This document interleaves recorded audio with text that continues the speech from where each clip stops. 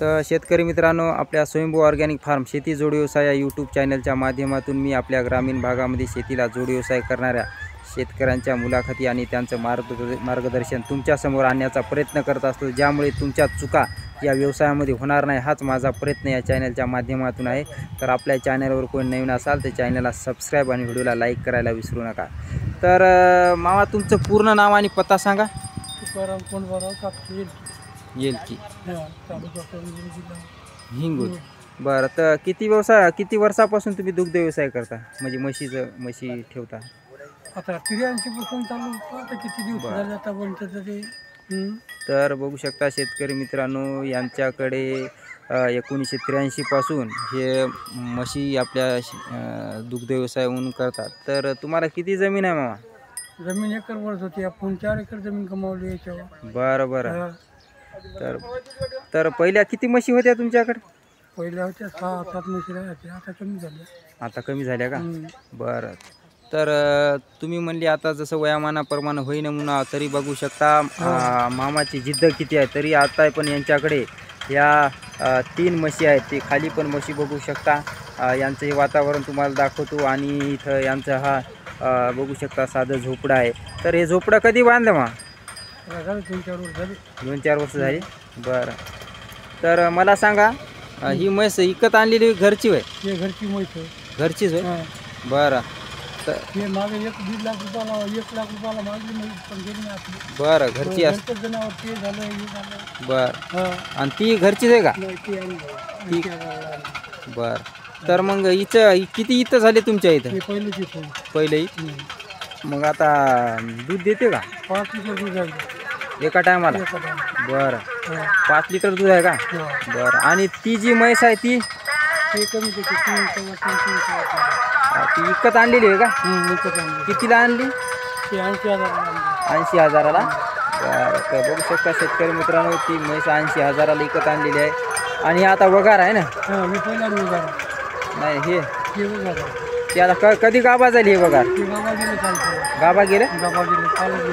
बरं, तर शेतकरी मित्रांनो हे बघू शकता। तर हे झोपडं बांधायला किती खर्च आला असेल तुम्हाला? 50,000। तर शेतकरी मित्रांनो, मी तुम्हाला यांचं हे झोपडं पण दाखवणार आहे। तर मग आता तुम्ही डेअरीला दूध देता का वरून? बरं, तर एकंदरीत मग किती महिन्याकाठी पडतात या 3 म्हशी? 15,000 रुपये। 15-16,000 रुपये महिना पडतो। बरं, मग ढेप वगैरे चारता का म्हशीला? ढेप चालतो ना, 2-2.5 किलो ढेपीला आहे, तिला थोडी कमी आहे। बरं, 2-2.5 किलो दिवसातून एका टायमाला की एकदाच? संध्याकाळी एक टाईम। मग आता सकाळपासून नियोजन कसं करता या म्हशीचं? आता सकाळी आता न्यायचं, चारायला संध्याकाळी आणायचं 6-7ला आणायचं। बरं, तर शेतकरी मित्रांनो, यांच्या गावाजवळ नदी आहे, त्या नदीला मोठं थडी चारायला आहे, तिथं हे चारतात आणि दिवसभर म्हणजे संध्याकाळी इथं आणतात। आणि मग संध्याकाळी आणल्यावर काय टाकता? संध्याकाळी काय नाही, बांधून चारा आपलं ढेपटा ठेवतो। बरं, 1-2 कॅरेट कुटार ठेवतो। बरं, तर मग मला एक सांगा, आता जर नवीन उद्योग शेतकरी पुत्र नवीन म्हशी घ्यायचा विचार करत असतील, तर त्यांनी कशा प्रकारची म्हैस घ्यावं? म्हणजे आजकाल व्यापाऱ्याकडून फसगत व्हायली। नाही, फसगत नाही, म्हैस जातवानच पाहिजे, म्हैस मुरा हो की जाफरा हो।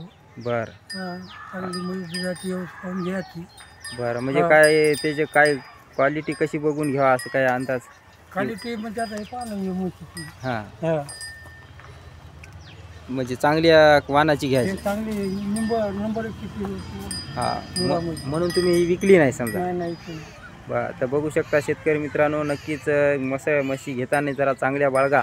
आणि आपली चांगली म्हैस असली, समोरचा जर वाढून पैसे द्याला तर विकायची नाही, हे पण या मामाने आपल्याला याच्यातून सांगलेलं आहे। आणि यांचं तुम्हाला शेड दाखवतो, ते बघू शकता कशा प्रकारे कमी खर्चात साधं शेड बनवलं।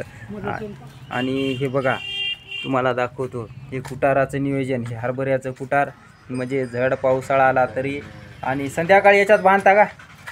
नाही, आता संध्याकाळी आम्ही तिकडे घराकडे नेतो, कारण काय इथं म्हशी बऱ्याच चोरी चालल्या। बरं, हे म्हणजे गावाच्या बाहेर आहे ना? तर बघू शकता यांचं हे नियोजन अशा प्रकारे आहे। कुटार पण, कारण कुटाराचा स्टॉक पण मारावा लागते। आणि ते बघू शकता बाहेरचा परिसर तुम्हाला दाखवतो, हे रोड आहे आणि इथं नियोजन। तर नक्कीच आपल्या चॅनलवर नवीन असाल तर चॅनलला सबस्क्राईब, व्हिडिओला लाईक करा. जय जवान जय किसान.